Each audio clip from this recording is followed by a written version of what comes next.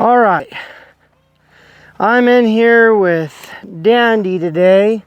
One of the things that I wanted to talk about is, and I believe this is a very, very important topic, but don't lie to your horse. What do I mean by don't lie to your horse? There's a common misconception about what natural horsemanship is. So often we hear, I only do natural horsemanship, okay? But I want everyone to understand that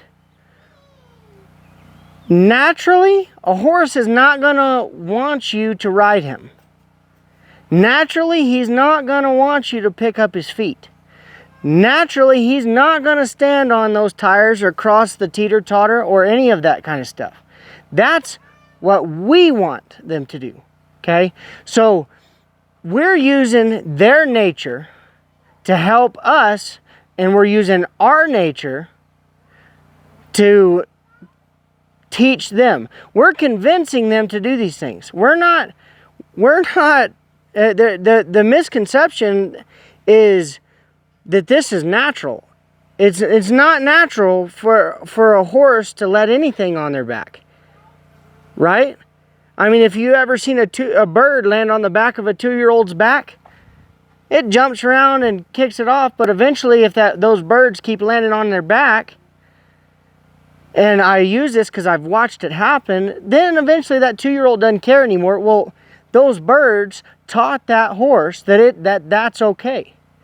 We're going to do the same thing. We're teaching the animal using our nature and their nature, combining them together to make natural horsemanship, okay? We want to use what they do naturally in order to teach them things. So naturally, his nature is not to stop when I'm hitting this whip on the ground. His nature would not be to come and turn to me right after I was hitting the whip on the ground. His nature would be, get out of here. That thing's a mountain lion, right? So it's not natural, but it can be as natural as it can be when you do it. There's a right way and there's a wrong way, okay? The wrong way is to use fear, to instill fear. The right way is to use and instill communication, trust, and consistency. We are using trust, communication, and consistency in order to create a natural horsemanship. It's not natural to their nature. And I want to be very clear on that. Dandy is not going to naturally allow me on his back. And if you believe that, you're lying to yourself and you're lying to your horse by lying to yourself. And honestly, if you believe that, go jump on him. It will convince you very quickly that that's not natural, okay? All that we do as trainers, as teachers, we're teaching the horse how to handle situations and to get them to do what we're asking them to do. I'm not knocking natural horsemanship. I do natural horsemanship, okay? So don't take it the wrong way, but I just don't believe that it's natural for these horses to do what we're asking them to do. I believe there's a lot of thoughts on how to approach your horse, how to deal with your horse, as a whole. One thing I want to mention is, what is your intention? Okay, to your horse, if your intention is to be a part of the herd, then it's not a big deal to never approach your horse. But if your intention is to be to ride your horse and use your horse, then don't lie to him and say that there's never going to be anything scary. Don't worry about it. Nothing's ever going to happen to you. There's nothing in the world that's scary. We're all together in this deal. Don't lie to them. And I say that because, you know, I am a meat eater. Okay? This horse is not. I could lie to him and be over here doing my own thing and never acknowledge him. Or I can tell him, you know, I'm different than you. That's okay. We're here to figure out how to work together. A horse will not work with you in the wild. You have to teach them to work with you. You have to teach them how to work with you. Okay? If it is not natural. I'm gonna say there's a lot of misconception about natural horsemanship. Natural horsemanship is using what's natural to you and natural to the horse and trying to mix them together. It's not natural for the horse to be doing these things like standing on some tires, or they're not naturally I mean, yes, they might stand on a rock that's on a point, but they're not gonna go and pick a spot that has an elevated tire and go and stand on that tire for fun. That's not what they're gonna do. They're not gonna slide stop for fun. That it's not natural. What we're asking them is not natural. So to act like it is just lying, for one, to ourselves, and two, it's lying to our horse. We need, and what we're, let me go ahead and get some fly spray. But what I want to talk about is we can lie to our horse all day long and tell them nothing will ever happen. But we're in our own world if we're doing that. Because I can promise you there's a lot of things that I will do with Dandy that he would never naturally do. So, we're combining our natural state with their natural state, putting them together.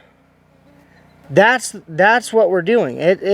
You know, I get so passionate about this because I don't know that there really is such thing as natural horsemanship. There's the right way and there's the wrong way.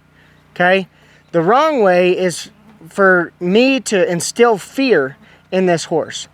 The right way is for me to instill communication, to instill trust.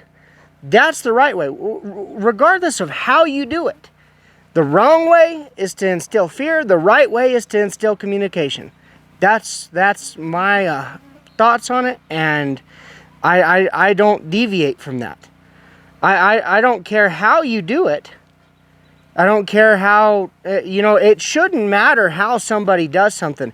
A method is only as good as the principle behind it. And if you don't have in your mind set principles such as communication, seeking communication, seeking trust, seeking these things, you won't get it. You know, Dandy here, he took a step back. I am okay with him doing that. I eat meat. He eats grass. Totally different. We're not the same. But that doesn't mean nobody's the same. If you got two people that think totally opposite, that's okay. They're different. But they can still be friends. They can still work together and they can still accomplish the same goal. This is the way it is. It's okay that if somebody doesn't believe me and doesn't think the same way I do, I'm not mad at you for it, but it doesn't change what's true. The truth is still the truth. This is not natural. So what is your intention? Are your intentions to own your horse and allow them and basically turn them out and just leave them and they're going to be wild? Because if that's the case, then leave them alone and don't advance on them. But if your intention is to ride them, it's unrealistic to think that you'll never reach your hand towards your horse. It's unrealistic to think you'll never put a saddle on your horse. That's not natural for him. I have to teach those things, and I have to teach him to be confident in those things and in me. Trust, consistency, and communication. If I'm working with a horse, and first thing, if he doesn't trust me, I need to get him to trust me. Okay? That it doesn't matter how I do it. It doesn't matter how you do it. The method doesn't matter. And that's one of the things that I want to mention is so often I see trainers selling a method. Okay? Well, I want to point out that that method means nothing if you don't know why you're doing the method. Okay? Without principles, you have nothing. And with principles, you can use any method. Okay?